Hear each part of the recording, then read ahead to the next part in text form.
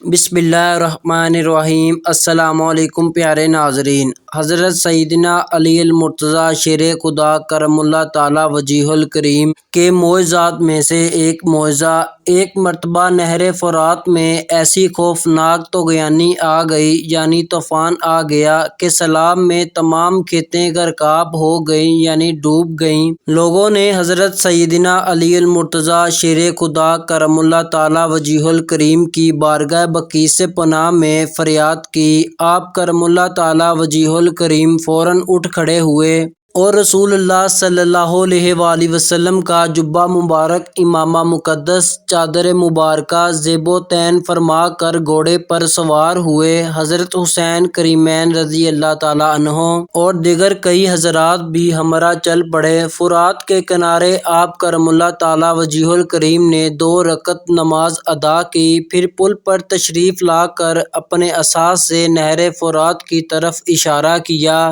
تو اس کا پانی 1 گز کم ہو گیا، پھر دوسری مرتبہ اشارہ فرمایا تو مزید 1 گز کم ہوا، جب تیسری بار اشارہ کیا تو 3 گز پانی اتر گیا اور سیلاب ختم ہو گیا۔ لوگوں نے التجا کی، یا امیر المومنین، بس یہی کافی ہے۔ چشمہ ابل پڑا۔ مقام صفین جاتے ہوئے حضرت سیدنا علی المرتضیٰ شیر خدا کرم اللہ تعالی وجیہ الکریم کا لشکر ایک ایسے میدان سے گزرا جہاں پانی نہیں تھا۔ پورا لشکر پیاس کی شدت سے بے تاب ہو گیا۔ وہاں ایک گرجا گھر تھا، اس کے راہب نے بتایا کہ یہاں سے 2 فرسخ یعنی تقریباً 14 کلومیٹر کے فاصلے پر پانی مل سکے گا۔ کچھ حضرات نے وہاں جا کر پانی پینے کی اجازت طلب کی۔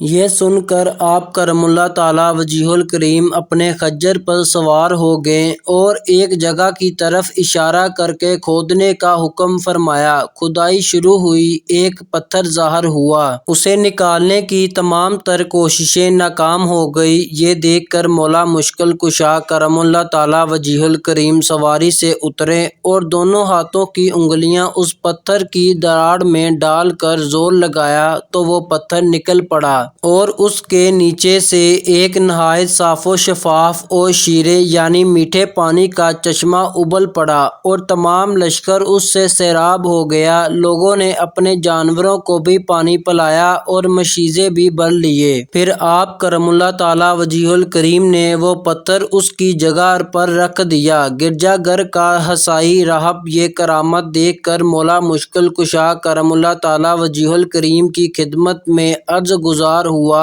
کیا آپ نبی ہیں؟ فرمایا نہیں۔ پوچھا، کیا آپ فرشتے ہیں؟ فرمایا نہیں۔ اس نے کہا، پھر آپ کون ہیں؟ فرمایا، میں پیغمبر مرسلین حضرت سیدنا محمد عبداللہ خاتم النبیین صلی اللہ تعالی علیہ وسلم کا صحابی ہوں، اور مجھ کو تاجدار رسالت صلی اللہ علیہ وآلہ وسلم نے چند باتوں کی وصیت بھی فرمائی ہے۔ اتنا سنتے ہی وہ عیسائی راہب کلمہ شریف پڑھ کر مشرف با اسلام ہو گیا۔ آپ کرم اللہ تعالی وجیہ الکریم نے فرمایا، تم نے اتنی مدت تک اسلام کیوں قبول نہیں کیا تھا؟ راہب نے کہا، ہماری کتابوں میں یہ لکھا ہوا ہے کہ اس گرجا گھر کے قریب پانی کا ایک چشمہ پوشیدہ ہے، اس چشمے کو وہی شخص ظاہر کرے گا جو نبی ہوگا یا نبی کا صحابی۔ چنانچہ میں اور مجھ سے پہلے بہت سے راہب اس گرجا گھر میں اسی انتظار میں مقیم رہے۔ آج آپ کرم اللہ تعالی وجیہ الکریم نے